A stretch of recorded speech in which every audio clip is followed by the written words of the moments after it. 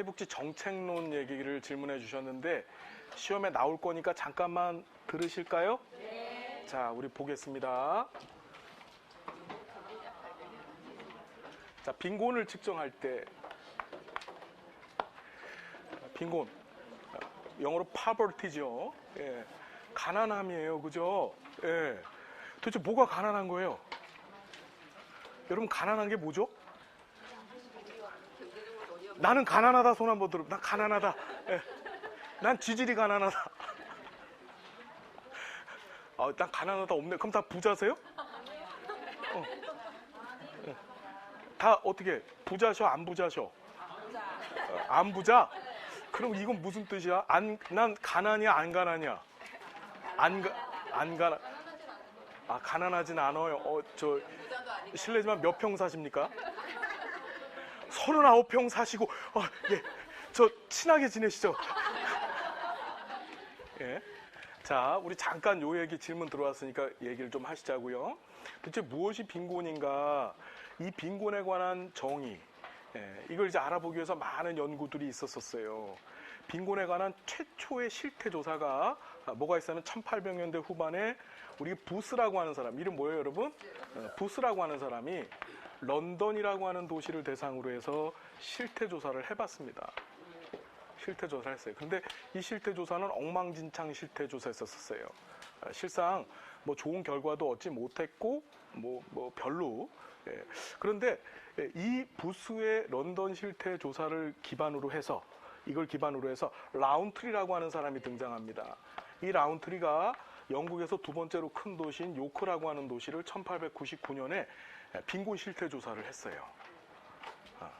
어떤 게 도대체 빈곤일까? 우리는 지금 빈곤하다고 생각하는 사람이 없잖아요. 그죠? 그렇죠. 가난한 사람한테 가서 당신 가난합니까? 라고 물어보면 난 가난한 게 아니고 나는 자연인입니다. 이렇게 얘기해요. 그렇죠. 그렇죠. 그래서 자, 실태 조사를 한 거야. 했더니만은 이 라운트리가 빈곤이라는 것을 1차적 빈곤과 2차적 빈곤으로 나눴어요. 1차적 빈곤이라는 건 뭐냐면은 의식주. 그러니까 피복, 그 다음에 먹는 거, 그렇죠. 그 다음에 주택, 플러스 연료비. 그러니까 집은 있더라도 집에서 연료를 못 대면, 이게 영국 사람인데 영국은 해양성 기후라서 겨울에 추워요. 연료 못 대면 얼어 죽을 거 아니에요, 그죠? 그래서 의식주 플러스 연료비를 마련할 능력이 없는 사람을 뭐라고 해요? 1차적 빈곤 상태라고 본 거예요. 2차적 빈곤은 자, 이걸 마련할 돈은 있어. 그런데 문제는 이 돈을 딴 데다 써야 돼. 가장 대표적인 의료비. 근데 몸이 아프니까 당시에는 건강보장 제도가 안 돼 있죠. 영국이 본격적으로 건강보장에 대해서는 사회적인 이런 이슈로 삼고 건강보장을 했던 거는 베버리지 보고서, 1942년 베버리지 보고서가 만들어지고 1946년에 뭐가 여러분 잘 아시는 NHS, 그 내셔널 하스피털 서비스, 영국 보건 서비스가 등장하면서부터 시작한 거예요. 그러니까 1800년대 후반에는 그런 사회보장 제도가 없었습니다. 이해되시죠? 그런 상황에서 자, 2차적 빈곤이란 건 이 번 돈 갖고서 뭐 해야 되는 거야? 내가 딴 데다 써야 돼. 의료비, 가장 대표적인 의료비. 두 번째는 도박, 그 다음에 마약, 이런 데다가 돈을 허투루 쓰는 사람들. 그래서 빈곤 상태에 빠진 거예요. 그러니까 이 사람들은 이런 데다 돈을 써야 되니까 이걸 못 마련하겠죠. 그래서 가난한 상태에 빠진 거로 본 거예요. 그러니까 라운트리가 이 오크시를 대상으로 해서 1차적 빈곤과 2차적 빈곤을 나눠 놨어요. 여기까지 정리됐죠? 지울게요. 자, 이 빈곤, 어떤 것을 빈곤으로 볼 것이냐? 이 빈곤의 개념은 첫 번째가 절대적 빈곤. 무슨 빈곤? 절대적 빈곤. 두 번째는 상대적 빈곤. 세 번째는 주관적 빈곤. 이렇게 세 가지가 있어요. 빈곤 개념에는 다시 몇 가지가 있다고요? 무슨 빈곤? 절대적 빈곤, 상대적 빈곤, 주관적 빈곤. 자, 절대적 빈곤이라는 것은 뭐냐면 빈곤의 선을 딱 정해놓는 거야. 그걸 누가 정하냐? 보통 국가가 정해요. 빈곤선을 탁 정해놓고 이 빈곤선 밑에 있으면 넌 빈곤한 거야. 이해되죠? 빈곤선 밑에 있으면 넌 빈곤한 거야. 이걸 바로 뭐라고 한다? 절대적 빈곤이래. 그래서 절대적 빈곤을 측정하는 방법이 크게 두 가지가 있는데, 첫 번째가 아까 얘기했던 라운트리 있잖아요. 라운트리가 측정했던 방법, 라운트리 방식이라는 것이 있고 오르샨스키 방식이라는 것이 있어요. 절대적 빈곤 측정 방법이 몇 개 있다고요? 두 개. 뭐하고 뭐? 라운트리 방식, 오르샨스키 방식이 있다.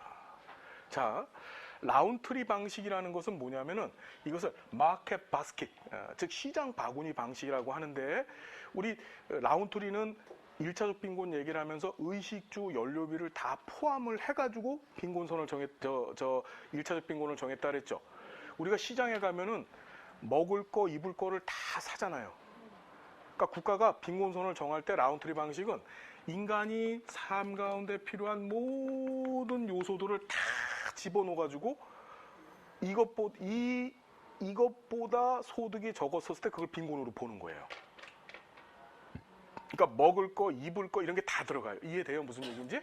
예. 반면에 오르샨스키 방식은 이건 미국에서 개발한 건데 딴 거 아니고 먹을 거만 해요. 먹을 거만. 먹을 거. 이해되시죠? 엔겔계수라고 들어보셨죠? 우리가 전체 가구의 소득 가운데서 식료품비가 차지하는 비중을 그걸 엔겔계수라고 얘기합니다. 그렇죠, 여러분? 그래서 먹을 거만 가지고서 빈곤선을 측정하는 거예요. 이 먹을 거 못 마련했었을 때 그걸 이제 빈곤으로 보는 거야. 자, 라운트리 방식하고 오르샨스키 방식이 뭐라고요? 다시 한번 절대적 빈곤 측정 방법이다. 자, 우리나라는 2015년에 국민기초생활보장법을 개정을 했습니다. 아시죠? 그 개정 전에는 최저 생계비 개념이 있었었죠. 그 최저 생계비라고 해서 3년마다 국가가 이 최저 생계비 관련해서 계측을 합니다. 계측을 해갖고 국가가 빈곤선을 정해줬어요. 그러니까 무슨 빈곤이야 그게? 절대적 빈곤선이었습니다. 기존의 국민기초생활보장법은.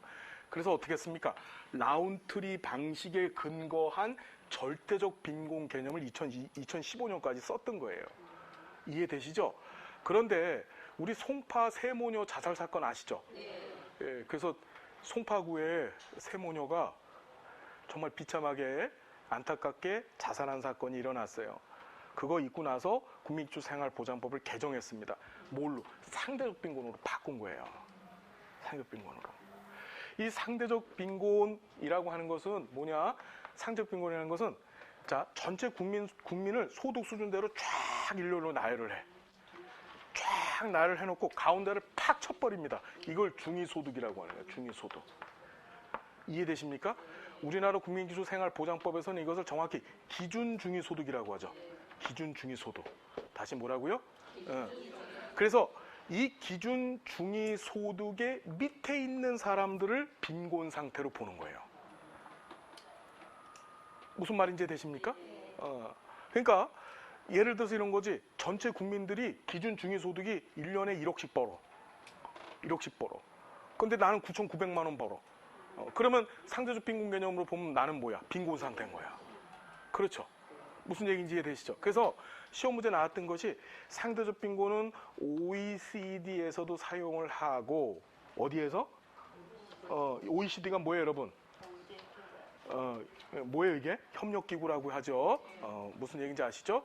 예. 그 다음에 여기에 뭐가 붙어요? 우리나라의 국민기초생활보장제도도 뭐다? 상대적 빈곤 개념으로 어떻게 상대적 빈곤 개념을 활용한다. 그래서 상대적 빈곤 개념을 측정하기 위해서 만들어낸 도구가 바로 타운젠드 방식이라는 거예요. 무슨 방식? 타운젠드 방식. 타운젠드 방식은 뭐라고? 상대적 빈곤 측정 도구예요. 무슨 얘기인지 아시겠죠, 여러분? 타운젠드 방식 정리됐습니까? 자, 마지막으로 주관적 빈곤이 있는데 이건 뭐냐면 이렇게 생각하면 돼. 우리 이건희 회장님 있죠, 삼성에. 그분이 재산이 한 15조 원 정도 되신대요. 여러분들은 얼마 있어요? 근데 이건희 회장이 자기를 난 가난해 이러면 그냥 가난한 거야. 무슨 말인지 이해되시죠?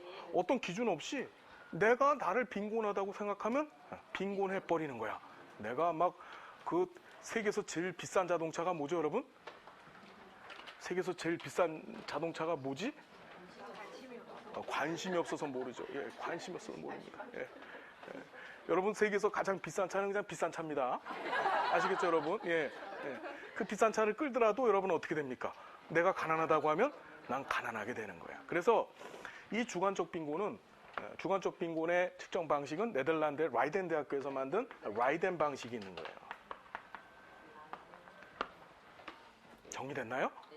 예. 그래서 우리나라 현재 국민기초생활보장제도는 소득 인정액이라고 하는 부분에 있어서 우리 국민기초생활보장법에서 기초생활 수급자가 되는 조건이 뭐죠? 예? 30%? 30%? 기초생활 수급자가 되는 방법이 뭐예요? 지금 방법이라 그랬습니다. 여러분들도 한번 도전해 보세요. 뭐예요? 예? 백이 없는 사람이요? 예, 소득이 없는 사람? 소득이 없는 사람. 어떻게 하면? 부양으로 있는 가족이 없는 사람. 자, 이거 지워도 되죠? 자, 되게 중요해. 자, 얘기하다가 지금 옆으로 빠졌는데 중요하니까 이것만 빨리 하고 갈게요. 자, 우리 국민기초생활보장법 제2조를 보면은 죄송합니다. 수급권자가 있어요. 무언자? 다시 무언자? 수급권자. 수권자가 뭐야? 네. 수급을 받을 수 있는 권리가 있는 사람. 그렇죠. 자, 잘 보십시오. 되게 중요해. 법조문에 이렇게 써 있어요.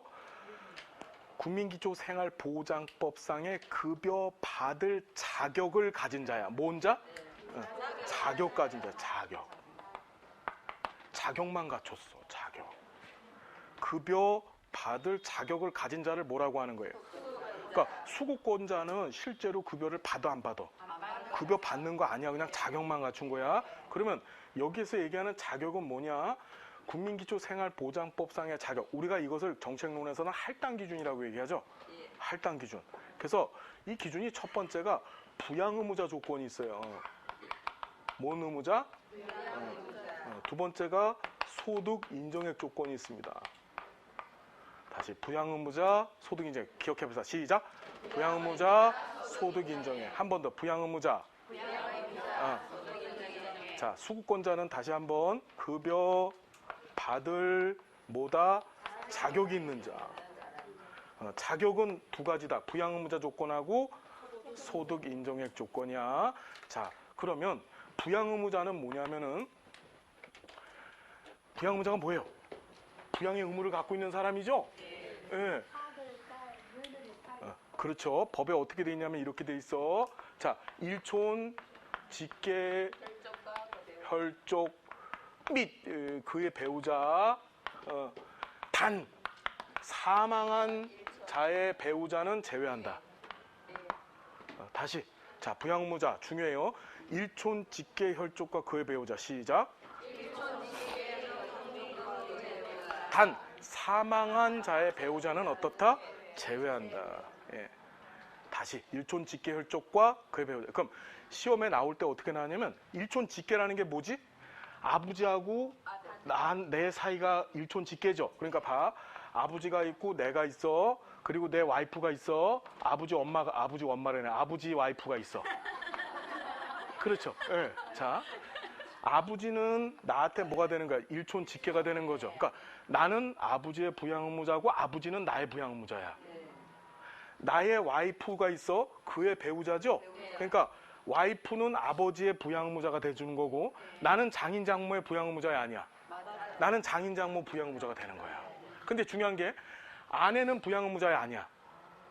아버지의 아내는 부양 의무자야 아니야. 아내는 부양 의무자가 아니야. 그렇죠. 일촌이 아니잖아.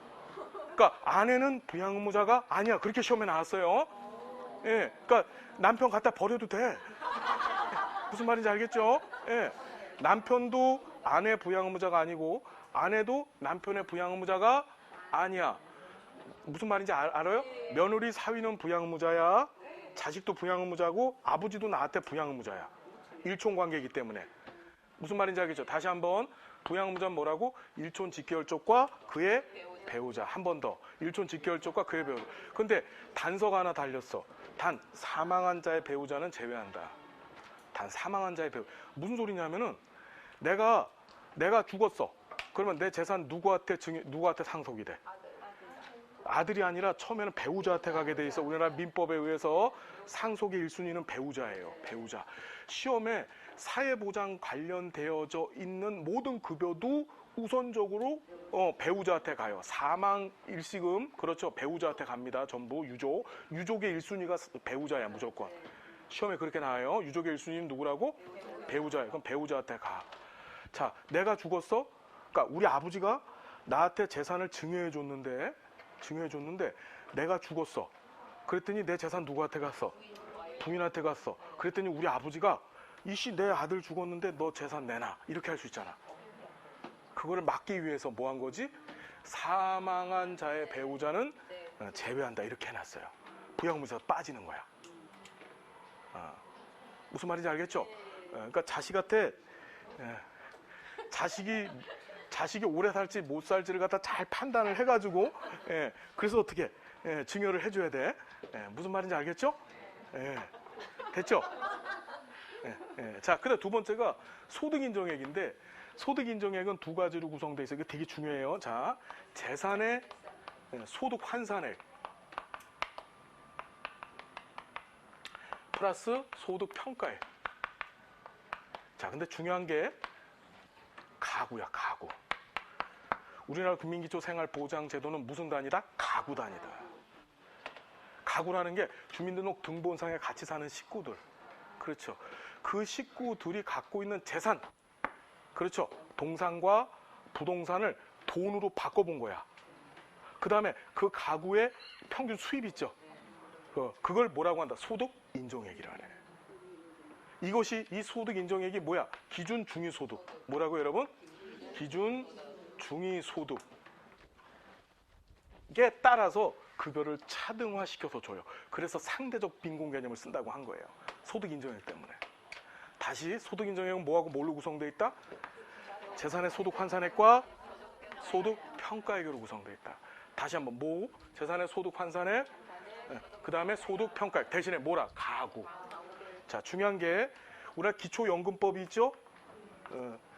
기초연금법상에서 급여를 받을 자격은 어떻게 됩니까? 자, 잘 들어요. 기초연금에서도 할당 기준, 즉 급여 받을 자격이 존재하는데 얘는 연령 기준. 첫 번째가 65세 이상이면 돼. 두 번째는 얘는 부양무자 조건이 있어 없어? 없고 소득인정액 조건이 있어.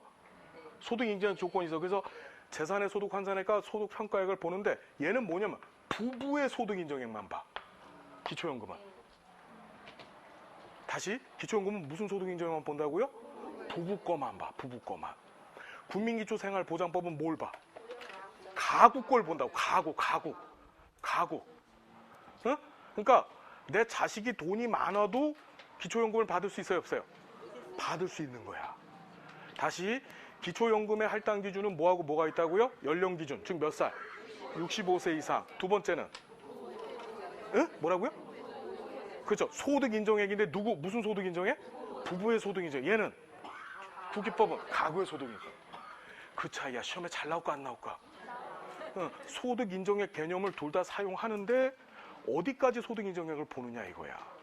자, 여기 급여받을 자격이라는데 자격은 두 가지를 동시에 만족시키면 돼요. 부양 의무자 조건과 소득 인정액 조건을 동시에 만족시키면 되는데, 자, 급여 종류를 좀 봅시다. 국민기초생활보장법의 급여 종류가 뭐가 있죠? 자, 이렇게 생각해. 자, 내가 국민기초생활보장제도를 막 생각하면서 길거리를 돌아다니고 있는데 예쁜 여학생들이 다니는 학교가 있어. 여학교. 여기하고는 상관없어. 여기하고는 전혀 상관이 없어. 괜히 마음에 뭔가 이렇게 설레임 이런 건 없어도 돼요. 알았죠? 상관이 없으니까. 아무리 화장을 해도 그건 안 돼. 알았죠? 포기할 건 포기하고. 알았죠, 여러분? 그래서 그 여학교에 이상한 생각을 갖고 있는 교생 선생님이 간 거야. 무슨 선생님? 그 선생님은 어떻게 주의해야 되겠지. 무슨 말인지 되시죠? 그래서 어떻게 하냐면은 그 선생이 이상한 선생님이야. 장애자 교생을 주의하자. 다시 한번 장애자 교생주의 시작. 한 번 더 장애자 교생주의. 장애자 교생주의 시작. 장애자 교생주의. 한 번 더 장애자 교생주의. 급여 종류가 국민기초 생활보장법 제7조에 급여 종류가 총 7가지인데 이건 시험에 나올까 안 나올까? 몇 번 나왔는데 이제 나오지도 않아. 왜? 질 떨어지는 문제야 이런 거. 왜? 다 하니까. 그래서 장제급여, 해상급여, 자활급여, 교육급여, 생계급여, 주거급여, 의료급여. 자, 이렇게 7가지 급여가 있다. 다시 장애자 교생주의 시작. 자, 2015년 전까지만 해도 국민기초생활보장법이 개정되기 전까지만 해도 통합급여라고 해서 자, 여기 좀 잠깐 볼게요. 수급권자가 됐어. 수급권자가 자, 우리나라는 사회보장기본법 제11조에 의해서 내가 자격을 급여받을 자격을 갖춰 할지라도 신청주의. 내가 급여받을 자격을 갖추었다 할지라도 신청을 안 하면 안 줘. 여러분들이 60세 넘어서 국민연금을 받아야 돼. 그때 국민연금공단에서 신청하십시오라고 쪽지가 와요. 내가 그동안 국민연금 열심히 부었거든? 그럼 나 그냥 받을 줄 알았는데 그 신청서에다 사인해서 신청 안 하면 안 줘요. 우리나라의 사회보장급여는 무슨 주의? 신청주의야. 사회보장기본법 제11조에서 신청주의를 채택하고 있습니다. 그래서 신청을 해서 실제로 급여를 받으면 그게 뭐가 되는 거야? 그땐 수급자가 되는 거야. 수급권자는 급여 받을 자격을 갖고 있는 자고 실제로 급여를 받는 자를 뭐라고 하는 거야? 그건 수급자라고 하는 거야. 수급권자, 수급자 틀려요. 무슨 말인지 알겠죠? 그러니까 현장에 계신 분들은 전부 어떤 분들 다루는 거야? 수급권자 다루는 거야? 수급자 다루는 거야? 수급자지. 근데 그걸 수급권자라고 하고 다니고 있어 또. 무식한 거야. 무슨 말인지 알겠죠? 자, 일로 왔어. 다시. 자, 급여가 7가지가 있어. 자, 중요합니다. 교육급여가 있는데 교육급여는 부양의무자 조건을 안 봐요. 뭘 안 본다고? 안 봐. 이게 중요한 거야. 그러니까 소득 인정의 조건만 봐. 시험에 잘 나오겠죠? 자, 두 번째. 작년 9월 달서부터 주거급여가 그렇게 됐어. 주거급여도. 주거급여도 부양의무자 조건이 있어 없어? 있어 없어? 그러니까 작년 9월부터 없어진 거야. 자, 다시 정리하면은 7가지 급여 중에서 교육급여와 주거급여는 무슨 조건이 없다? 자격 조건 중에 부양의무자 조건이 없는 급여야. 이해되죠? 2015년 전까지만 해도 통합급여라 해서 내가 수급자가 되면 7가지 급여를 동시에 한꺼번에 받았어. 이해되죠? 그런데 2015년 이후에 국민기초생활보장법이 개정되면서 개별급여화가 됐어. 무슨 급여?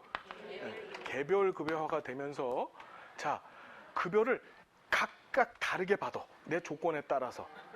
자, 어떻게 받느냐 하면 자, 가장 대표적인 게 생계급여인데 생계급여는 선정 기준이라고 하는데 그것을 기준 중위소득 50% 이하 이렇게 정해놨어. 무슨 소리냐면 이런 거지. 자, 전체 국민이 이렇게 있었어. 아까 상대적 빈곤 배웠죠? 자, 전체 국민의 50% 이게 기준 중위소득이야. 이해되시죠? 이 기준 중위소득 안에서도 어떻게 다시 50%. 요 밑에 있는 사람들에 대해서만 뭘 주는 거야? 생계급여를 지급하는 거야. 무슨 말인지 되세요? 그러니까 기준 중위소득 밑에 있는 사람을 다 주는 게 아니고 기준 중위소득 밑에 있는 50% 이상 법에 이렇게 해놨어요. 이상. 그럼 무슨 소리냐면은 50% 이상이니까 국가가 여기는 무조건 줘야 되는 거고 여기 50% 기준 중위소득의 50% 있는 사람 무조건 줘야 되는 거고 51%도 주고 52%도 주고 53%도 줄 수 있는데 현재는 51, 2, 3%는 안 주고 50%까지만 주는 거야. 그게 무슨 급여? 생계급여야. 그래서 법에 생계급여는 기준 중위소득의 몇 프로? 50%. 죄송합니다. 30%. 30%. 생계급여 30%. 그 다음에 교육급여 43%. 주거급여 43%. 그렇죠. 44예요? 그렇구나. 어쨌든 무슨 얘기인지 이해가 되시죠? 예. 자, 됐죠, 여러분? 예. 그래서 기준 중위소득의 30%입니다. 제가 깜빡했어요. 예. 그래서 30%까지는 무조건 다 주고, 여기에 소득 인정액 기준으로 요만큼의 소득이 안 되는 사람들은 다 주고, 그렇죠? 이해되시죠? 예. 그 이상도 줄 수 있는데, 준다, 안 준다, 지금? 주고 있지는 않는 거예요. 예. 이해되시죠? 자, 그래서 급여 종류 7개 한번 기억해 봅시다. 뭐라고요? 이 중에서 부양 의무자 조건이 없는 거는 주거급여. 시험에 꼭 나올 거다, 정책론에서. 부양 의무자 조건이 없는 것은 주거급여와 교육급여다. 시험에 꼭 나올 것이다. 정리됐습니까, 여러분? 자, 여기까지. 됐어요? 예, 이제 다시 조사론으로 갑니다. 너무 어려워요? 너무 어려워요?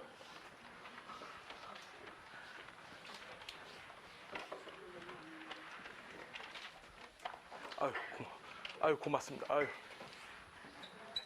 예, 감사합니다. 예. 자, 여기까지 정리됐죠, 여러분? 자, 다시 이제 조사론으로 갑니다. 머리의 방향을 바꾸셔야 돼요. 그래서 외적 타당도, 내적 타당도 얘기했었었죠? 내적 타당도 높은 연구 했고, 외적 타당도 높은 연구 했었었어요. 내적 타당도 높은 연구가 뭐라고요? 실험 설계 하나밖에 없어요. 하나밖에. 예. 그래서 실험 설계는 거꾸로 외적 타당도는 높아 낮아. 낮을 수밖에 없다. 그렇죠. 그 다음에 외적 타당도가 있었습니다. 그 높은 연구가 뭐라고요? 서베이. 그걸 다른 말로 표본 조사라고 했었다. 무슨 말인지 이해되시죠? 예. 그래서 자, 표본이라는 것이 등장합니다. 표본. 표본이 뭐죠? 표본.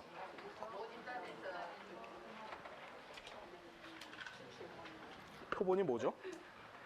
표본. 샘플. 맞아요. 샘플. 예. 자, 영어로 하면 샘플입니다. 예. 예. 거기까지가 우리 한계예요. 그죠? 예.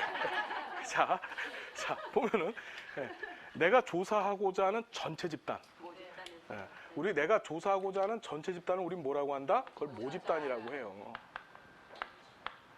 이 모집단을 가지고서 조사를 하면 그런 조사를 우리가 전수조사라고 하죠. 전수조사라고 해요. 자, 보면 내가 부산 진구에 있는 지역아동센터 1만 명 아동들을 대상으로 해서 만족도 조사를 해봤어. 그 전수조사를 하면 10,000명 갖고 조사를 해야 되잖아. 그죠? 10,000명 갖고 조사하는 게 쉬워요, 어려워요? 불가능하지. 어려운 데다가 또 문제가 발생해요. 대표적인 게 이제 비표집 오차라는 것이 발생하는데 이제 설명을 드릴게요. 자, 이런 문제들 때문에 실제로 10,000명을 갖고 조사를 하지 않고 어떻게 하냐면은 이 모집단을 대표하는 모집단의 일부분을 끄집어냅니다. 끄집어내서 그걸 갖고 조사를 하는 거야. 그때 이 모집단의 일부분을 우리가 표본이라고 얘기하고, 이 표본이 갖고 있는 속성을 통해서 모집단의 속성을 추정하는 거야. 그걸 뭐라 그래? 표본조사라고 하는 거예요. 그러니까 전수조사의 반대 개념을 표본조사라고 생각하면 돼요. 뭔 말인지 이해가 되시죠? 전수조사의 반대 개념을 표본조사라고 생각하면 됩니다. 자, 그때 이 모집단 내에서 이 표본을 끄집어내는 행위, 다시 한번, 그렇죠? 모집단 내에서 표본을 끄집어내는 행위를 우리는 표집, 시험에 나올 때는 표집이라고도 하고 표본 추출이라고도 합니다. 똑같은 말이에요. 영어로 샘플링이죠. 얘는 샘플, 얘는 샘플링이에요. 이해가 되시나요? 샘플링, 얘는 샘플. 그래서 표집이 등장하는데, 자, 시험 문제 등장하는 건 이 표집의 종류를 묻는 문제가 100% 나오죠. 자, 표집은 크게 종류가 두 가지가 있는데, 확률 표집이라는 것이 있고, 비확률 표집이 있습니다. 자, 확률 표집이란 건 뭐냐면, 자, 잘 보세요. 단순 무작위라는 말 들어봤나요? 네. 아주 간단히 얘기하면은 이런 거지. 우리 추첨하잖아요. 로또 복권. 그게 단순 무작위야, 그게. 사람들 명부, 이름표를 집어넣고 흔들어 갖고 거기서 막 뽑는 거죠. 그걸 단순 무작위라고 하는 거야. 자, 무슨 말인지 알겠죠? 잘 보시죠. 이 단순 무작위를 오늘 여러 번 얘기를 들을 텐데, 단순 무작위가 있으면 확률 표지, 단순 무작위가 없으면 비확률 표지. 다시 한번, 단순 무작위 행위가 있으면 확률 표지, 행위가 없으면 비확률 표지. 그렇게 구분하는 거예요. 정리됐죠? 아주 간단해요. 단순 무작위 행위가 표집 과정 중에 있으면 확률 표집이고 없으면 비확률 표집. 그래서 자, 확률 표집의 종류인데 그러니까 한 12회 시험까지만 해도 시험 문제 어떻게 나오냐면 다음 중 확률 표집의 종류가 아닌 것은, 비확률 표집의 종류가 아닌 것은, 이런 식으로 단순하게 나왔습니다. 근데 지금은 각각의 표집 방법들을 정확히 알아야만 풀 수 있을 정도로 어떻게 아주 구체적으로 시험 문제가 등장한다. 자, 보면 확률 표집의 종류가 4가지가 있습니다. 첫 번째가 단순 무작위 표집.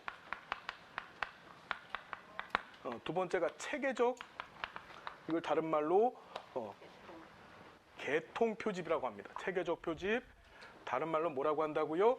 계통 표집. 다시 단순 무작위 표집, 그 다음에 체계적, 계통 표집. 세 번째가 층화 표집. 네 번째가 집락 표집이 있어요. 자, 외워봅시다. 단체 집총. 집총이라는 게 총을 잡는다는 소리죠. 단체 집층 또는 단체 집총, 이런 식으로 따라해봅시다. 단순 무작위 표집, 체계적 표집, 층화 표집, 집락 표집. 자, 확률 표집의 종류 4가지. 시작. 한 번 더 시작.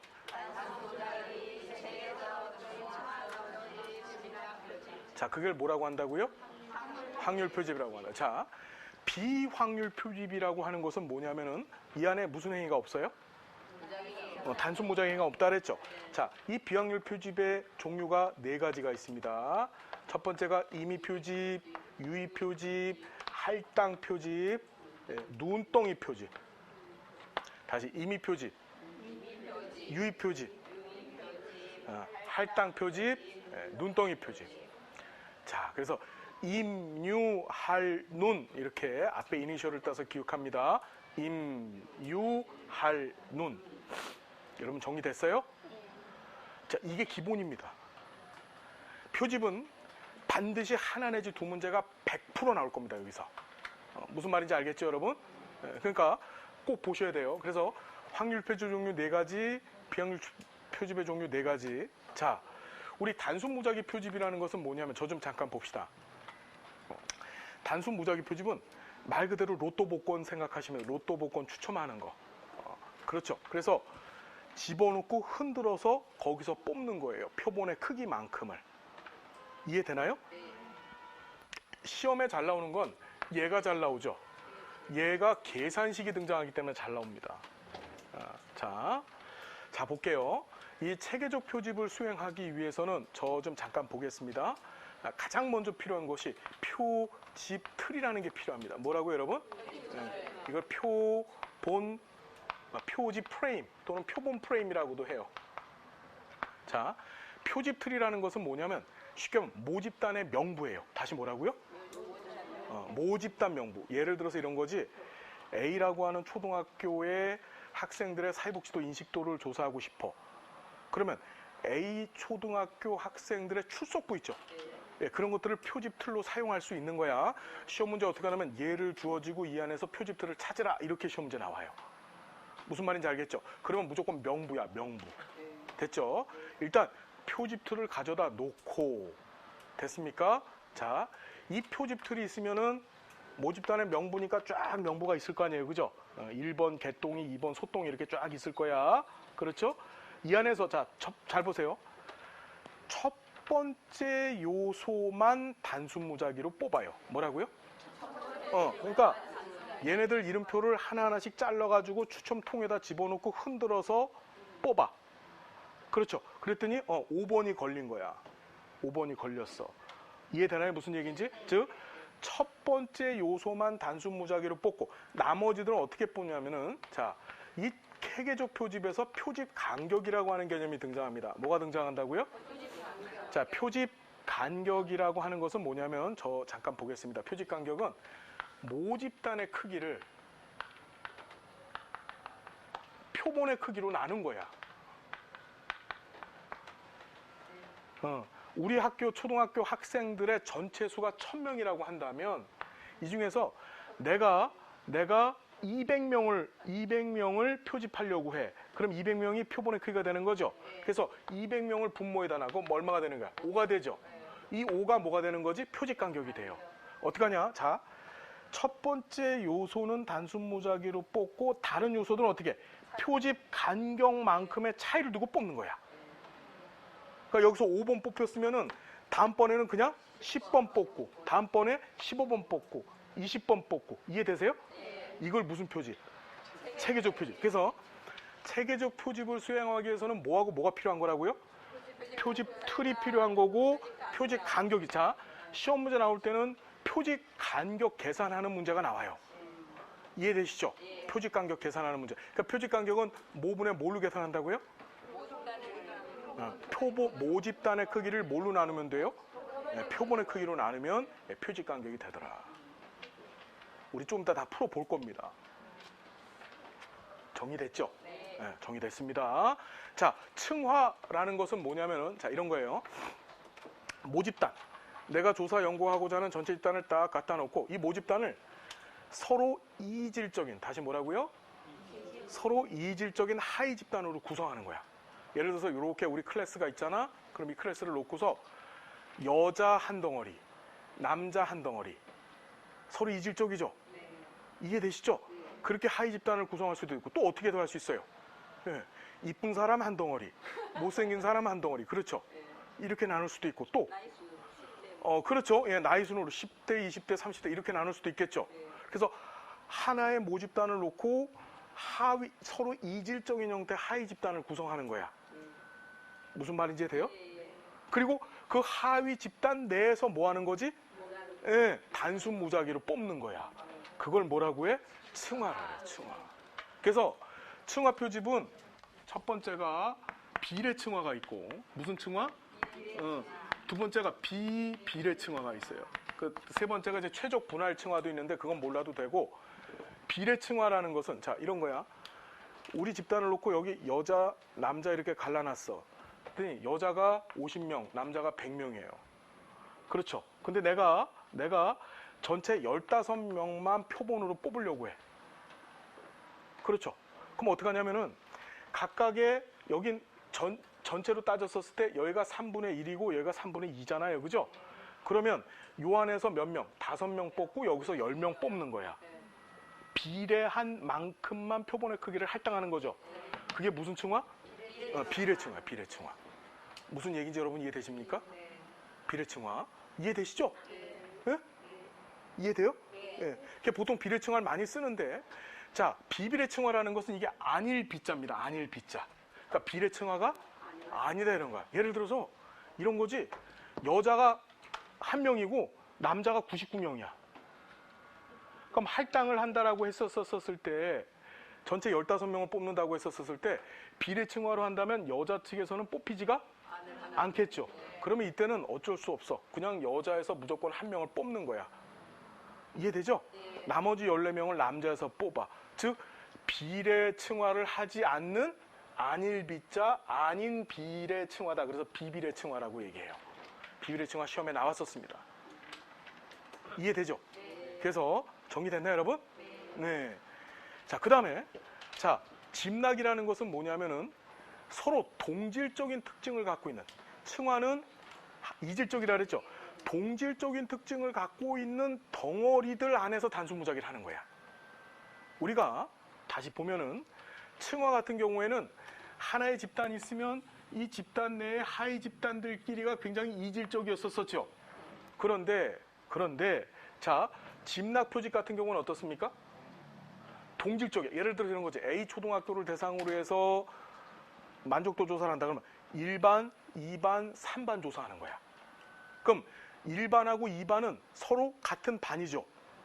그렇죠. A초등학교라고 하는 하나의 모집단 내에서 1반하고 2반은 같은 반이라는 거야. 이해되시죠? 예. 그래서 1반에서 단순무작위로 뽑고 2반에서 단순무작위로 뽑는 거야. 그걸 무슨 층화? 뭐라고요, 여러분? 집락 표집이라 그래. 그러니까 자, 잘 보십시오. 집락 표집하고 층화 표집의 차이점인데, 층화는 하위 집단들 간에는 이질적이에요, 동질적이에요? 이질적인데 하위 집단 내에서는 어떨까? 그렇죠. 여자는 여자 동질이고 남자는 남자끼리 동질이죠. 그러니까 층화는 다시 한번 층화는 하위 집단 간에는 이질적이지만 하위 집단 내에서는 동질적이다. 반면에 집락은 어떨까? 집락은 반대죠. 그렇죠. 그래서 어떻게 돼요? 예. 하위 집단 간에는 동질적이지만 하위 집단을 봤더니 이 안에 남자 여자 다 섞여 있어요. 1반, 2반에 남자들 여자들 섞여 있고 2반에 남자들 여자들 섞여 있죠. 그러니까 집단 내에서는 이질적이 되는 거야. 지금 무슨 소리인지 하나도 못 쫓아오는 사람들이 있어. 지금 멍 때리고 있어요. 무슨 소리인지 이해돼요? 정리됐습니까, 여러분? 시험에 나왔죠. 이제 마음속에 막 분노가 치밀어 지금. 회의감이 들어. 내가 이거 왜 해야 되지? 왜 해야 돼? 내가 지금. 층화, 집락. 그렇죠. 예. 자, 정리됐습니까, 여러분? 예, 해야 되는 거예요. 자, 비확률 표집 같은 경우에는 단순 모자이가 없다 그랬어요. 이건 뭐냐면 자기적 표집이라고도 하는데 조사자가 자기 맘대로 끄집어내는 거야. 어떤 통계적 방법으로 막 흔들어서 뽑아내는 게 아니고 조사자가 야, 너 좋으니까 나와. 너 좋으니까 나와. 이게 바로 뭐다? 비확률 표집이야. 그래서 자, 임의 표집이 등장합니다. 무슨 표집? 임의 표집이라는 건 뭐냐면 그냥 너 나와. 이게 임의 표집이야. 됐죠? 자, 유의 표집하고 임의 표집을 구분해야 되는데 유의라는 건 있을 유자의 의미 의자입니다. 의미가 있다 이런 그 뜻이에요. 뭐냐?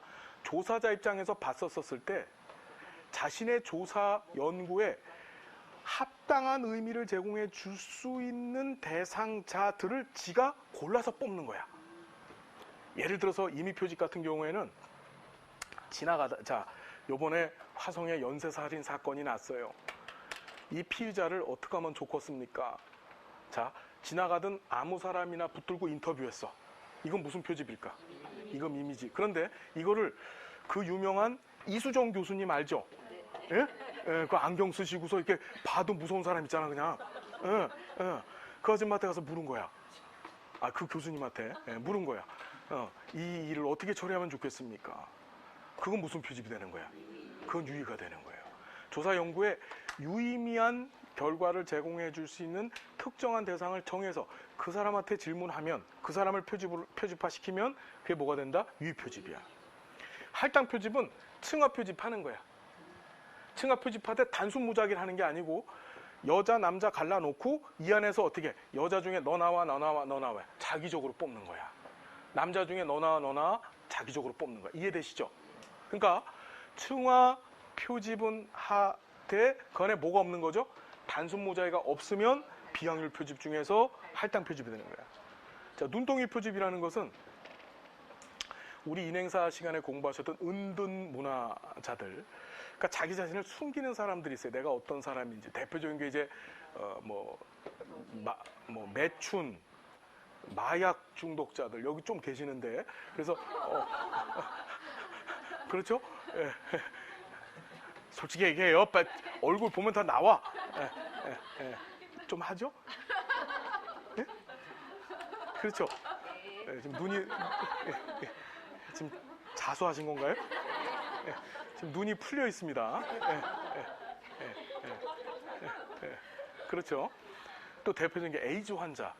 나 에이즈 환자입니다. 이러고 자랑하고 다니시는 분 없죠? 여기도 몇 명 있는데 하여튼 그렇죠? 예. 이런 분들은 어떻게 하냐면은 자기 자신들을 대회에 노출은 하지 않는데, 그런데 중요한 것이 자기들만의 강력한 네트워크가 있어요. 그래서 뭐 인터넷 이렇게 뒤져보시면은 에이즈 환자들만의 뭐 카페 같은 게 있고, 그렇죠. 자기들만의 네트워크는 되게 강력하게 구성이 돼 있단 말이에요. 그래서 이런 사람들을 대상으로 조사할 때는 처음부터 완벽한 표본의 크기를 갖추지 않는 거야. 처음에는 그냥 한 명만 데리고 시작해. 하는데 이 사람하고 라포가 무슨 뜻이에요? 좋은 관계라는 뜻이죠. 시험 문제에 4회 때 그렇게 나왔어. 라포 뜻이 뭡니까? 이렇게 나왔어. 라포 뜻이 좋은 관계야. 좋은 관계. 예, 좋은 관계. Good relationships. 그죠? 무슨 말인지 알겠죠? 욕한 거 아니에요. 자, 그래서 무슨 말인지 알겠죠? 자, 그래서 좋은 관계를 형성하게 되면 이 사람이 어떻게 친구를 하나씩 데리고 와주는 거예요. 그래서 눈덩이처럼, 이걸 다른 말로 누적 표집이라고 합니다. 시간이 지나가면서 표본의 크기를 확장시켜 나가는 거야. 처음부터 완벽한 표본의 크기를 갖고 시작하는 것이 아니고 점진적으로 표본의 크기를 늘려나가는 것을 무슨 표집이라고 한다? 눈덩이 표집이라고 하는 거예요. 됐죠? 자, 조사 설계 기본 틀을 잡아서 이제 실험 설계가 있는데 그 실험 설계 얘기는 양이 많기 때문에 문제 풀면서 할 겁니다. 예, 순수 실험 설계, 유사 실험 설계, 원시 실험 설계, 순수 실험 설계 안에 통제집단 사전 사후 검사 설계, 통제집단 사후 검사 설계, 그렇죠? 솔로몬 4집단 설계, 요인 설계, 그렇죠?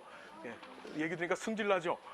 예, 예. 자, 제가 하나 장담 드릴 수 있는 게 뭐냐면 우리 이 책 안에 시험 문제 제가 약속 드릴게요. 이 책 안에 이것만 보시면 합격해요. 진짜. 여기 안에 키워드 정리해놨잖아요. 그만큼만 하시면 돼요. 여기 혹시 200점 만점을 목표로 준비하시는 분 계세요? 한 분? 예? 그렇죠. 우리 되게 재밌는 현상이 있어요. 시험을 다 보고 나면 사람들의 점수가 되게 평준화돼요. 어떤 일이 벌어지냐면 다 만나잖아요? 이번에 시험 왜 떨어지셨어요? 그러면 다 119점이래요. 제가 지금 14년을 강의를 했는데 이제 시험에 떨어지시는 분들도 계시죠? 제가 말씀드렸던 그 준칙을 준수하지 않으셔서 떨어졌는데 그래서 이번 시험 어떻게 되셨어요? 그럼 꼭 하는 말씀이 119점, 조금 양심 있는 사람들은 118점이라 그래요. 네. 그렇죠? 여기 혹시 119점 있으세요? 네. 네. 그렇죠? 예? 112점. 아유. 우리 저기 선생님께서는 종교인이시거든요. 예. 112점. 예. 예. 이럴 땐 좀 숨기셔도 괜찮아요. 얼굴 화끈화끈한 거예요. 농담입니다. 예. 그래서 112점은 아니고 120점 맞으시면 되죠. 그러니까 120점 다시 한번 말씀드립니다. 120점하고 200점 맞는 거하고 차이가 있다 그랬죠. 예. 사회복사 1급 자격증의 테두리를 어떻게 해준다고요? 예, 금태를 둘러준다 그러잖아요. 금태를. 예. 아니고 똑같습니다. 그러니까 200점을 목표로 해서 준비하시되 그렇죠. 효율적으로 공부하시라는 얘기예요. 뭔 말인지 아시겠죠? 예. 자, 그래서 요거 얘기 끝났고 조사 설계가 끝나면 본격적으로 뭐 합니까? 자료를 수집해요. 그렇죠. 자료를 수집하게 됩니다. 자료를 수집하게 돼요. 그래서 이때부터 이제 본격적인 서베이가 발생하는 거죠. 그래서 우편조사 시험에 나오는 것이 조사 방법이 조사자 비입식, 그러니까 서베이, 설문조사예요. 설문조사에 관한 얘기들이 이제 자료 수집과 관련해서 시험 문제 등장합니다. 조사자 기입 방식의 조사가 있고, 그 다음에 조사 대상자 기입 방식이 있어요. 이게 시험에 나와서 다들 틀렸었는데, 조사자 기입 방식이란 건 뭐냐면은 조사 대상자가 불러주는 것을 조사자가 받아서 쓰는 거야. 그렇죠. 그걸 기록해서 자료를 만들어내는 거예요. 그래서 이 조사자 기입 방식 안에 종류가 뭐가 있어요? 면접 조사가 있고, 그 다음에 전화 조사가 있죠? 면접 조사하고 전화 조사. 그러니까 면접 조사라는 것은 인터뷰하는 겁니다. 그래서 내가 얼굴 맞대고서 면접지를 놓고서 물으면 이 사람이 얘기하잖아요. 그걸 어떻게 하는 거지? 조사자가 그 설문지에다가 조사자가 기입을 하죠. 이해되시죠? 무슨 얘기인지. 그래서 면접조사와 전화조사가 조사자 기입 방식이고, 대상자, 조사를 당하는 사람이 기입하는 방식이 우편조사가 있고, 무슨 조사? 우편조사가 있고 인터넷조사가 있죠. 우편조사 뭔지 알고 계시죠, 여러분? 예, 설문지 우편으로 보내면 우편에다가 조사 대상자가 답을 써주고 다시 회신하죠. 회신하죠. 그 다음에 두 번째가 인터넷 조사라고 해서 여러분들이 인터넷 팝업창 딱 뜨고 거기 어떻게 합니까? 클릭하죠. 예, 그 조사 대상자가 직접 기입하는 겁니다. 그 내용이 어디로 갑니까? 조사자한테 데이터가 전송되어져서 그걸 갖고 자료화시키죠. 그래서 요 내용들을 공부하고 여기서는 어떻게 시험에 나오냐면 요것들을 서로 비교하는 거. 어떤 조사가 경제적이냐, 뭐에 비해서 경제적이고, 어떤 조사가 뭐에 비해서 뭐 어떻다, 뭐 이런 것들 있잖아요. 예, 그게 이제 등장하는 겁니다. 됐죠? 자, 자료 수집이 끝났어요. 그 다음에 어떻게 하죠? 자료를 분석합니다. 자료를 어떻게 한다고요? 자료를 분석하는 거예요. 여기서 이제 뭐가 등장합니까? 통계적 처리를 하게 되는 거죠. 그래서 자, 여기 좀 볼게요. 자료 분석은 우리 지금 사회복지조사 여러분들이 공부하시는 이 기초조사론에서는 배워야 안 배워요? 안 하는 거야. 이건 안 해. 이거는 자료 분석론이라고 해서 대학원 석사 과정에서 하지요. 제가 학생들을 이걸 가리키고 EBS에서 제가 이걸 지금 강의를 하고 있는데, EBS가 뭔지 아시죠? 예. 그걸 강의하고 있는데 이건 안 해. 그런데 시험에는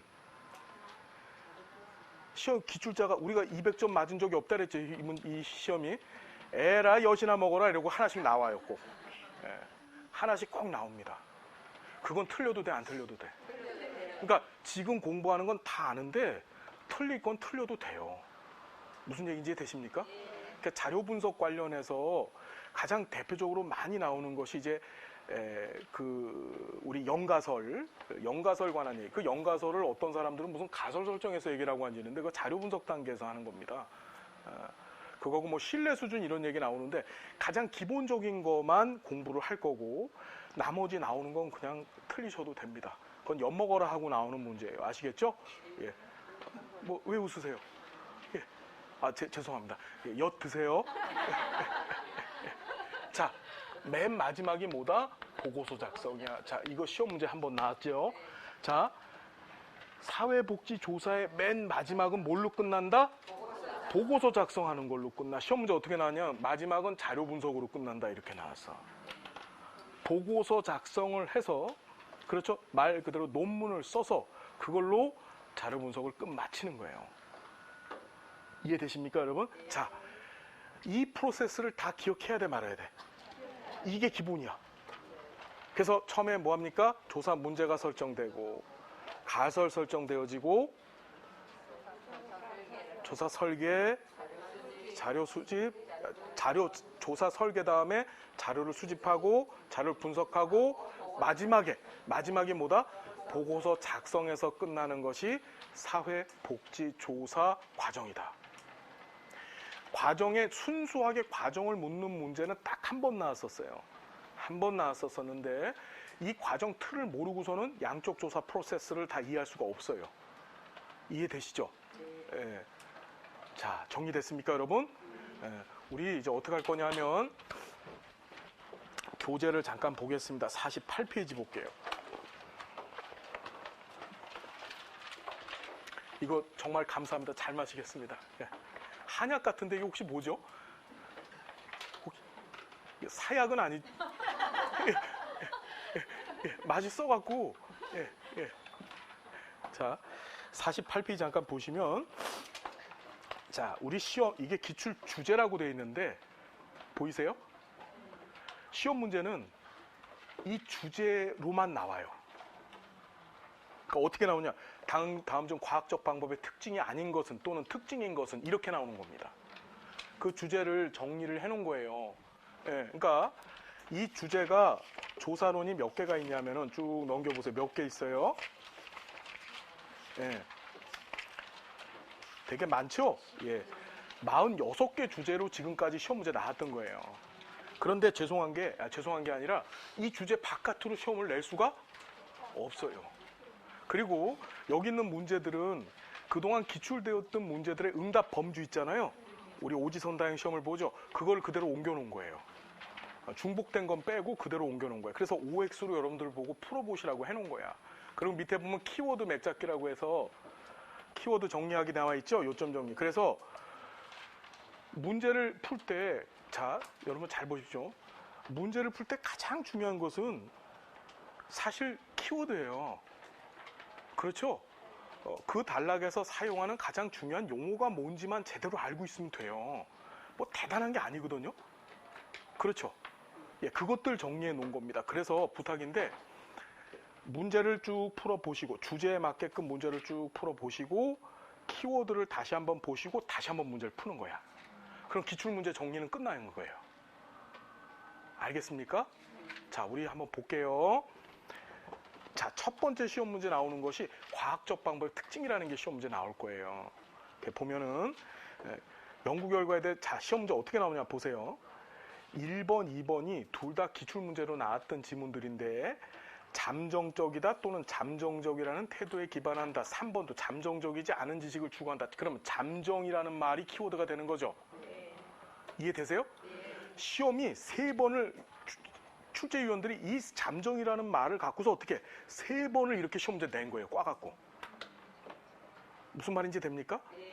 자, 요번에 시험에 나올 때도 사회 복지조사는 그 결과에 있어서 잠정적이다. 잠정적이라는 게 무슨 소리예요? 그럼요.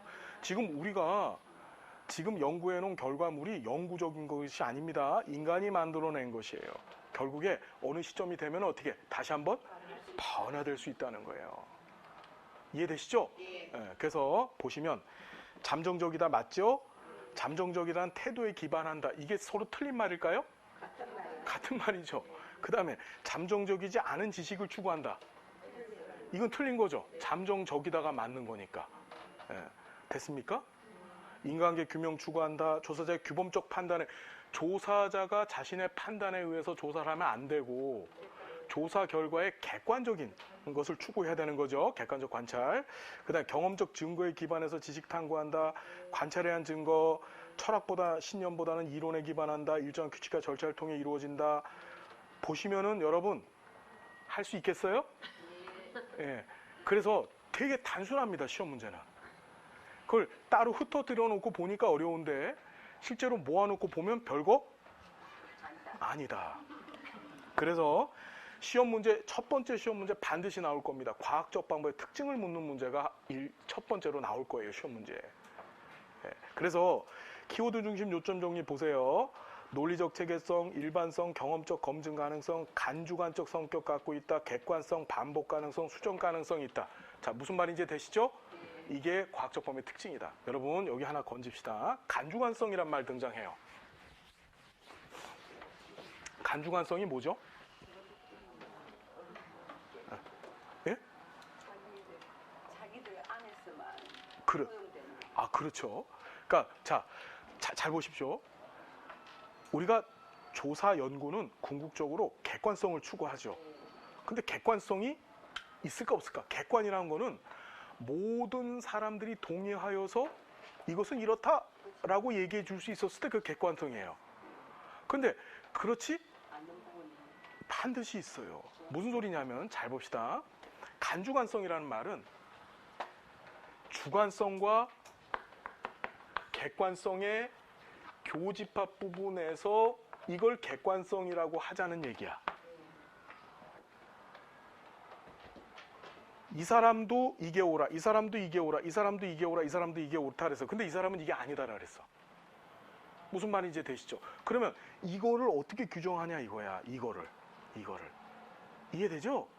그럼 어떻게 하냐면 많은 사람들이 동의한 부분을 놓고서 어떻게 이건 그냥 객관적인 거야. 그러니까 잘 보세요. 사회복지조사에 있어서 객관성이란 건 결국 뭐야? 간주관성이야. 무슨 말인지 돼요? 그래서 자, 시험 문제 나왔던 거 봅시다. 15번 좀 봐요. 과학에서 뭐뭐는 이게 시험 문제 나왔던 건데 과학자 공동체에 속한 모든 사람의 동의가 아니라 그 문제에 대해서 관심을 이해할 수 있는 사람들 간의 동의다. 자기들끼리 몇몇 사람들이 동의하면 자, 그 일부가 자기들끼리 동의하는 거에서 이걸 뭐라고 한다? 간주관성이라고 한다. 그래서 다시 한번 우리는 객관성은 추구하지만 실제적인 객관성은 없고 과학에서의 객관성이란 건 결국 뭐다? 간주관성에 불과하다. 간주관성 뭔지 정리됐죠? 그렇죠. 이해되시죠? 인간이 할 수 있는 인간이 한계를 표현해낸 얘기입니다. 시험 문제 간주관성 나올 거예요. 정리됐습니까, 여러분? 예. 자, 그 다음에 연역법 귀납법이 지금 시험 문제 안 나오고 있어요. 몇 년째 시험 문제 안 나오고 있습니다. 자, 시험 문제 어떤 식으로 나오는지 봅시다. 귀납법과 연역법은 상호 배타적이다. 여러분, 귀납법 하면 뭐 생각하라 그랬지? 관찰.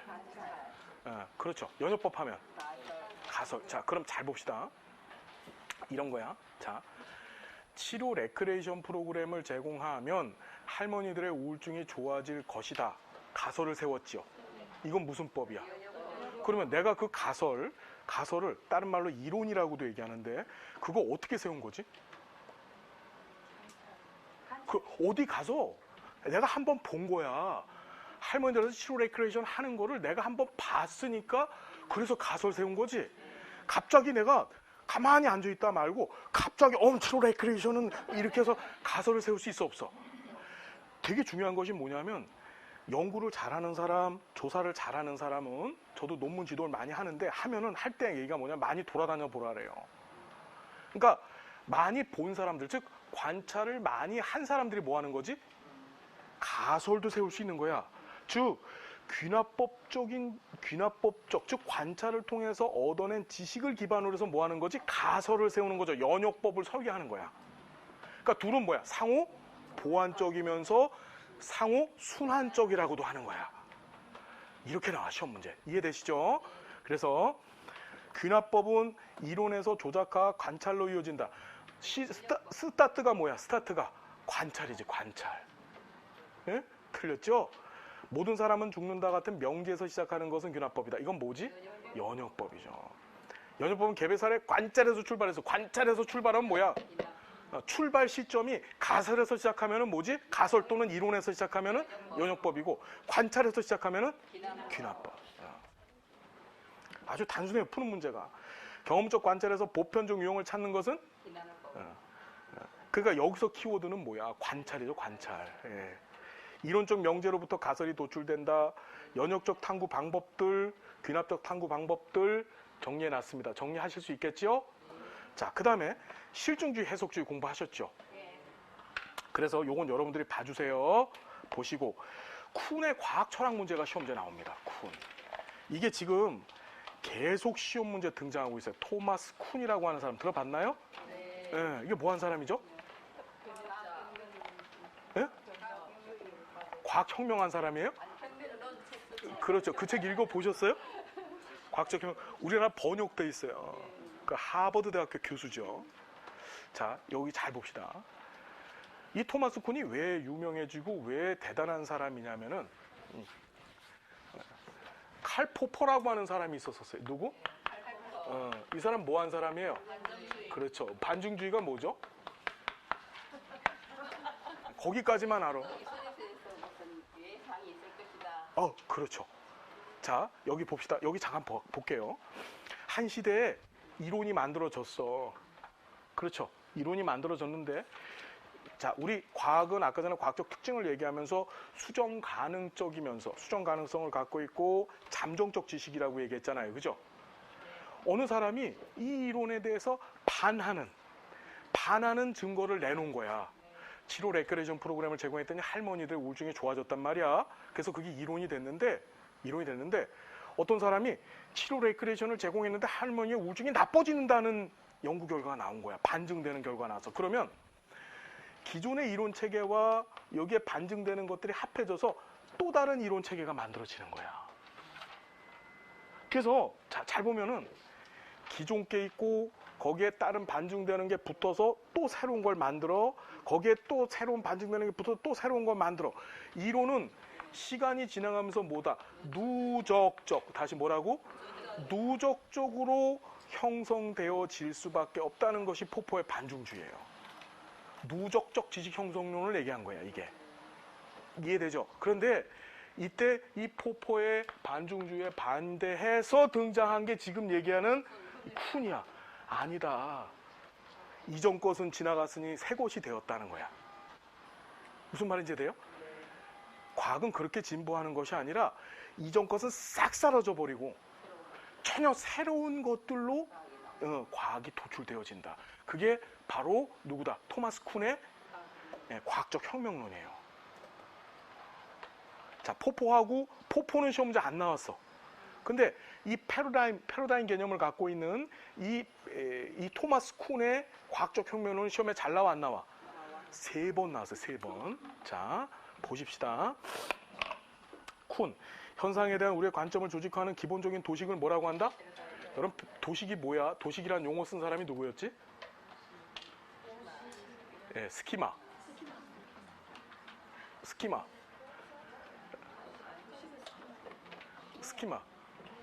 개요, 개? 아, 개. 개띠라 그러셨죠? 예, 예. 도식 뭐야? 피아제잖아. 그걸 생각해야 돼요? 피아제가 도식 얘기했죠. 잠깐만 5분만 더 수업하고 식사합니다. 다시. 자, 피아제 생각나요? 자, 도식이라고 하는 용어를 쓴 사람이 우리 시험 볼 때 딱 2명 나와. 피아제가 도식 얘기했죠? 그렇죠. 인간행동과 사회환경에서. 그 다음에 또 누구? 사회복지실천기술론에서 아론 백이라고 하는 사람이 인지치료 모델에서 도식 개념을 얘기하죠. 기억나요? 아론 백 들어봤어요?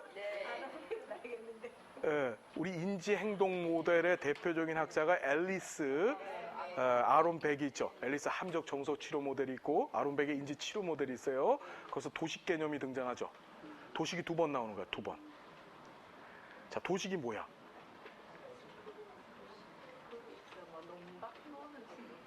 예? 예, 논박의 인지 수정 모델에서의 기법입니다. 예, A, B, C, D, E 할 때 그 D가 논박이에요. 디픽트. 예. 앨리스의 함적 정서 치료 모델입니다. 그건 아론 백이 아니에요. 예. 그렇죠. 자, 여러분 잘 보세요. 도식이라고 하는 것은 자, 피아제 얘기입니다. 피아제. 현상을 받아들이는 개인의 주관적인 인식 틀이 도식이죠. 우리는 각자 자신이 갖고 있는 도식 틀을 갖고서 모지 세상을 지금 보고 있는 거지. 이해되죠? 무슨 얘기인지? 예, 그걸 도식을 다른 말로 스키마라 했었어요. 피아제는 도식이 어떻게 발달되어진다? 뭐하고 뭔 기제를 통해서? 예? 도식은 동화와 조절. 예. 그래서 뭘 추구한다고? 평형 상태를 추구한다 그랬죠? 강의 들으셔야 돼요. 예. 동화는 뭐였죠?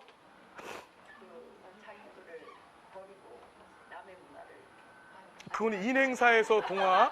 예. 지금 막 섞이고 있어. 예. 동화는 뭔가 하면은 그러니까 전혀 새로운 형태의 현상, 상황에 대해서 자신의 기본 도식틀에다 상황을 꿰어 맞추는 것을 그걸 뭐라 그래? 동화라고 했었죠. 동화. 조절은 반대입니다. 전혀 새로운 형태의 도식을 만들어내는 거야. 기억나요? 그렇죠. 그래서 동화는 뭐라 그랬어? 예를 들어서 한 번도 소를 본 애가 없어. 도시에 태어나가지고. 얘는 평생 본 게 4발 달린 짐승 개밖에 못 봤거든? 근데 이게 시골에 가서 처음으로 소를 본 거야. 그랬더니 엄마한테 뭐라 그래? 엄마, 저기 큰 개가 있어. 이렇게 얘기하죠. 소를 놓고. 그게 뭐? 동화야. 본인이 갖고 있는 도식, 인지 틀에다가 현상을 꿰어 맞추는 것이 동화. 조절이라는 것은 그때 엄마가 아니야, 야 이 미친놈아, 야 미친놈아, 그건 아니고 에이 어리석은 놈아, 그것도 아니고 뭐라고 해야 돼? 에이 바보야? 뭐라? 에이 그냥 내 자식이니까. 에이 그거는 소가 저 개가 아니고 소라고 하는 짐승이야. 그렇게 가르쳐 줬더니 애가 어떻게 돼? 아, 그건 소구나. 그게 뭐 된 거야? 그게 조절된 거야. 그래서 이 두 가지를 통해서 인지적 무슨 상태? 평형 상태를 추구한다 그랬죠. 이해돼요? 이해되죠? 예. 도식, 동화 조절. 예, 자, 다시 교재로 왔어. 예, 뭐라고요? 자, 그래서 잘 봅시다. 패러다임에 대한 정의를 기출문제에 이렇게 내준 거야. 그러니까 패러다임을 기억하실 때 어떻게 기억해야 돼? 현상에 대한 우리의 관점을 조직하는 근본적 도식. 이게 패러다임이에요. 됐죠? 과학적 지식은 누적에서 점진적으로 지금 이건 누구 얘기죠? 포포의 반중주의 얘기죠. 과학은 일정한 방향으로 누적적 진보를 하지 않는다. 누적적 진보한다고 얘기한 건 누구? 포포고. 얘는 누적적이 아니라 혁명적으로 이전 것은 싹 사라지고 전혀 새로운 지식체계가 등장한다고 얘기했던 것이 바로 누구다? 토마스 쿤이다. 쿤은 패러다임의 변화를 점진적 나오면 누가 되는 거예요? 그러니까 포포 얘기고, 혁신적 또는 전혀 새로운 것 이렇게 나오면 그건 누가 되는 거예요? 토마스 쿤이 되는 겁니다. 패러다임에 의존한다 쭉 보시고 나머지는 여러분들이 보시되 키워드 중심 요점 전을 정리하십시오. 됐죠? 올해 토마스 쿤 나올 거예요. 그동안 안 나왔어. 너무 나와줘야 돼. 네. 왜냐하면 토마스 쿤이 자꾸 시험에 나오는 이유는 갑론을박이 굉장히 많아요. 점진적 지식 체계가 맞냐? 아니야. 가만히 훑어보면 이건 혁신적이야. 이해되나요? 그래서 학자들 간의 갑론을박이 너무 많은 데다가 토마스 쿤이 자신의 과학적 혁명이라고 하는 책에서 호소했던 내용들이 굉장히 신빙성이 있는 얘기들이에요. 물리학을 기본으로 해서 천체 물리학의 코페르니쿠스의 지동설하고 이제 그런 얘기를 했거든요. 굉장히 이슈가 많은 얘기이기 때문에 시험에 등장하는 거예요. 자, 반드시 또 시험에 나올 문제가 바로 5번에 있는 윤리원칙. 윤리원칙 100% 나옵니다. 반드시 나와요. 안 나오면은 제 손에 뭐 할까? 제가 장을 찍어 먹을게요. 알았죠? 100% 시험에 나옵니다. 아시겠습니까? 꼭 나와요. 그래서 익명성 보장인데, 자 볼게요. 2번을 잠깐 보시면은 조사단의 익명성이 유지되어야만 조사 내용의 비밀 유지가 가능하다. 자, 익명성하고 비밀성은 틀립니다. 익명이라는 말은 뭐지? 자, 너하고 나하고 면접하는데 난 네 이름 모르는 거야. 자, 우리가 자료 수집 방법 중에서 가장 익명성적인 조사 방법은 뭘까요? 우편 조사. 그렇죠. 전화 조사 같은 경우에도 익명성화 시킬 수 있어요. 그렇죠? 이해되시죠? 그렇죠. 면접 조사 같은 경우에도 가운데 칸막이 치고서 면접할 수도 있죠. 이해되시죠? 무슨 얘기인지. 그러니까 익명성을 보장한다는 건 그런 의미인데, 비밀성이라는 건 뭐지? 획득되어진 자료를 조사자가 어떻게 바깥에다가 안 떠벌거리는 거야. 무슨 말인지 이해되시나요? 그러니까 익명성과 비밀성은 전혀 별개인데, 이해되시죠? 비밀성은 뭐가 필요한 거지? 조사자의 윤리의식이 필요한 거야. 뭐가 필요하다고? 자, 우리 배웠어. 이 비밀 보장과 관련해서 라포 형성의 7가지 원칙, 비스택의 원칙 배우셨죠? 그게 시험 문제 나와야 안 나와요? 비스택의 관계 형성의 7가지 원칙이 뭐지?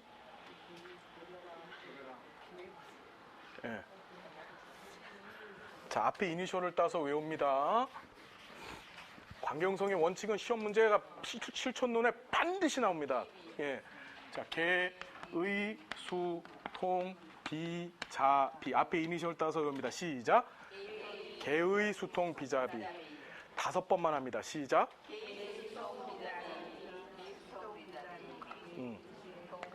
개별화, 의도적 감정 표현,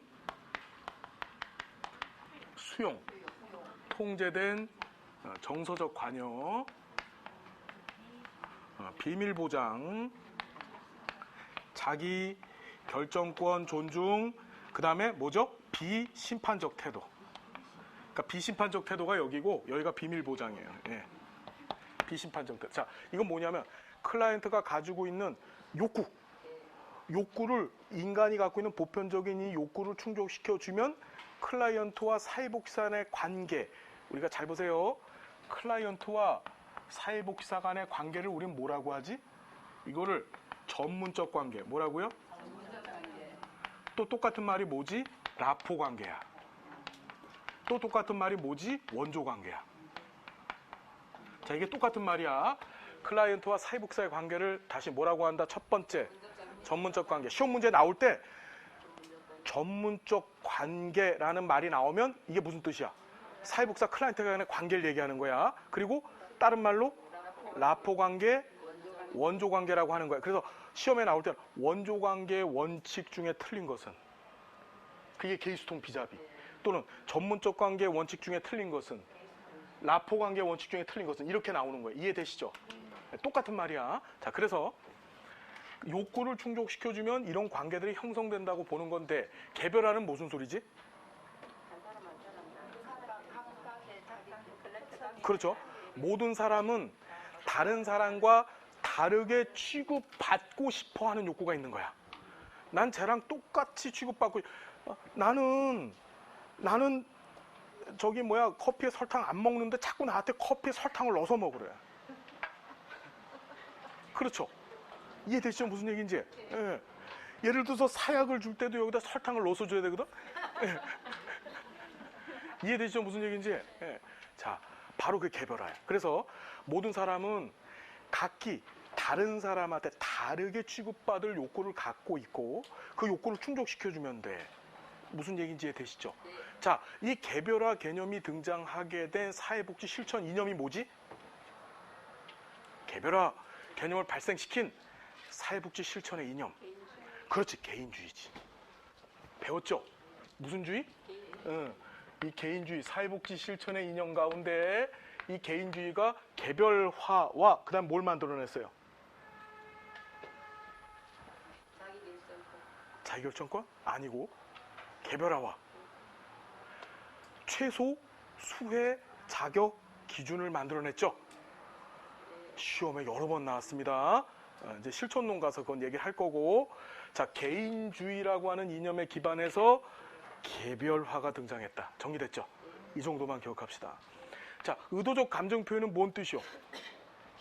의도적 감정 표현. 자, 잘 봐. 클라이언트가 자기 감정을 표현하게 하는 거야. 지가 울고 싶으면 울고, 승질 내고 싶으면 승질 내게 하고, 클라이언트 막 승질 나 죽겠는데 너 참어 이러고 있으면 안 되죠. 승질도 내고 울고 웃고 하게 만드는 거야. 감정 표현을 하게 하는데, 그런 환경을 사회복지사가 어떻게 하는 거지?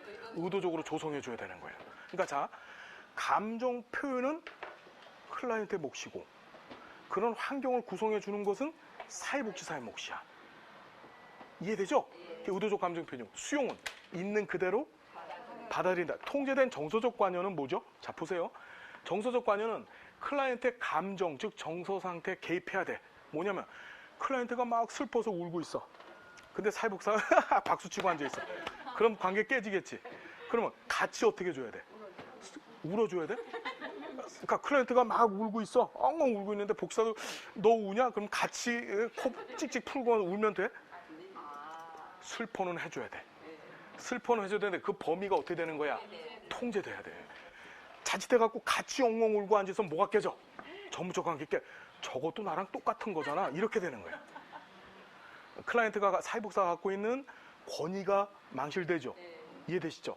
그래서 통제된 정서적 관여라 함은 정서적인 관여를 해서 슬플 때 같이 슬퍼해주고 기쁠 때 같이 기뻐해주는 건 맞는데, 그 범위는 어떻게 된다?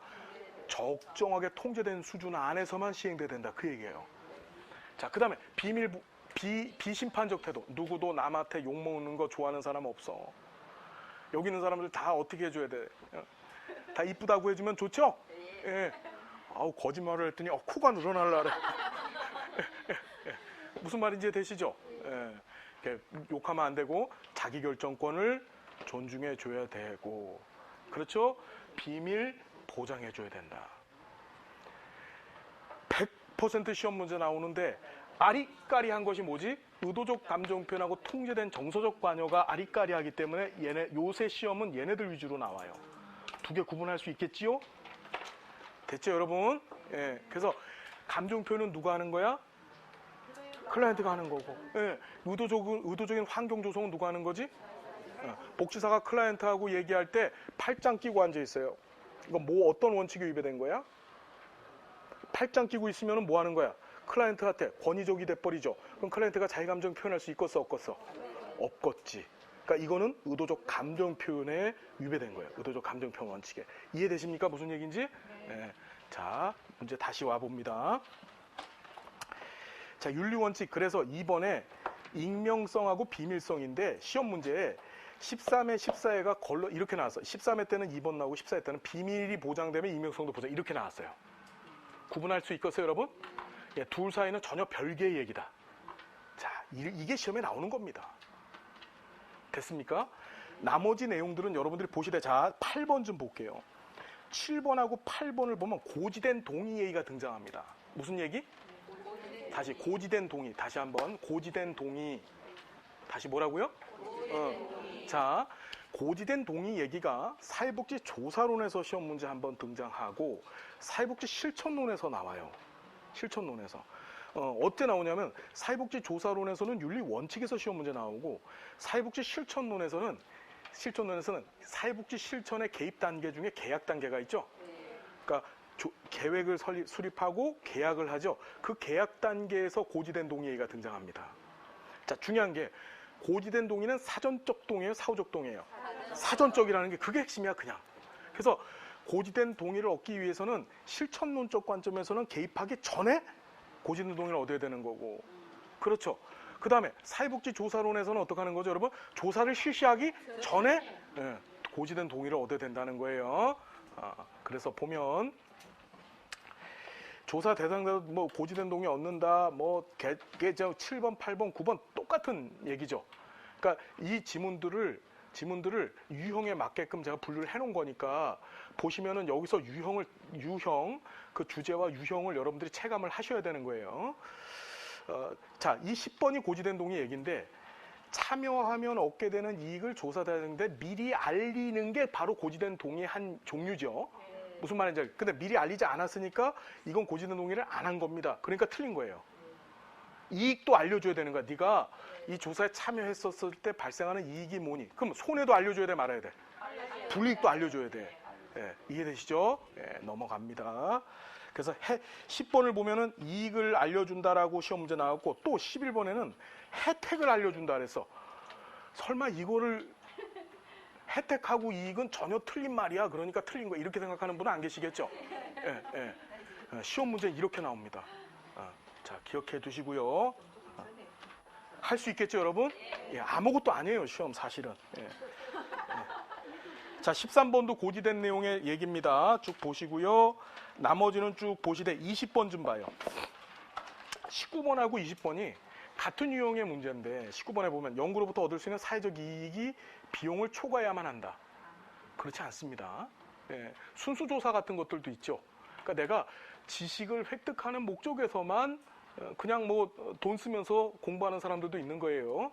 20번 보면은 공익적 가치가 일반적으로 연구 윤리보다 우선해야 된다. 맞을까요? 틀릴까요? 우선은 연구 윤리가 우선이 돼야 되는 거야. 왜 그럴까? 제가 예를 써놨는데 731 부대 얘기했었죠. 저 만주에 일본 사람들이 일제시대 때 생체 실험을 했어요. 그때 얻어진 의료적 지식들이 그러니까 그 얻어진 지식들이 실제로 어떤 일들을 벌인 거야. 예, 예. 밖에 나가서 의료 분야를 크게 성장시켰죠. 근데 그 조사를 좋은 조사라 연구라고 할 수 있어, 없어? 없어. 뭐가 없기 때문에. 그래서 윤리성은 뭐보다 앞서야 된다? 공익성보다 앞서야 되는 거야.